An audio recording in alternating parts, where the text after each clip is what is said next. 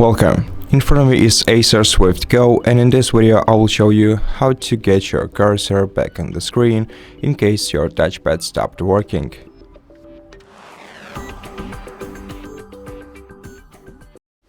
First, try pressing F10 button to toggle your touchpad. When you see this icon, it means that your touchpad should work, and if it doesn't work, press Windows, then Tab, then using right arrow key, navigate to settings, press Enter, then press Tab, using down arrow key, navigate to Bluetooth and devices, press Enter again, then press Tab 5 more times until you hit the devices section, and use down arrow key to navigate to touchpad. Press Enter, and then to toggle it from here, press spacebar. And if it's turned on and still not working, don't worry. Alternatively, you can press Windows, then search for device,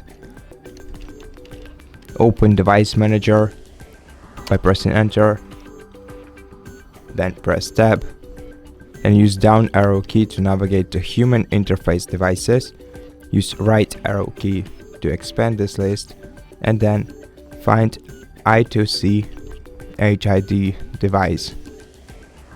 Open it, then press Tab several more times until you hit the General tab.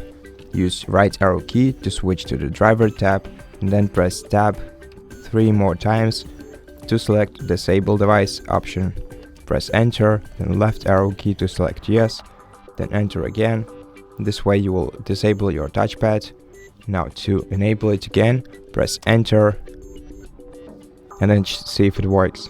And if it doesn't work, press Tab one more time to select Uninstall Device option, press Enter, and press Enter again, then press Alt F4 and Alt F4 again, then down arrow key to select again, to select Restart, and then press Enter to confirm and wait until your device is restarted.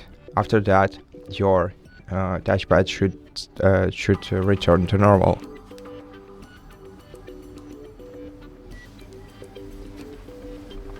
Once your laptop is restarted, check if your touchpad is working, and if it helps you, that's great.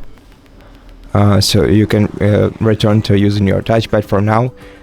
And if it didn't help you, try going through the previous steps, and if it still doesn't work for you, then try contacting Acer Customer Support Center and tell them about your issue and see if they can help you, or just reach to the nearest repair center, because maybe this is a hardware problem.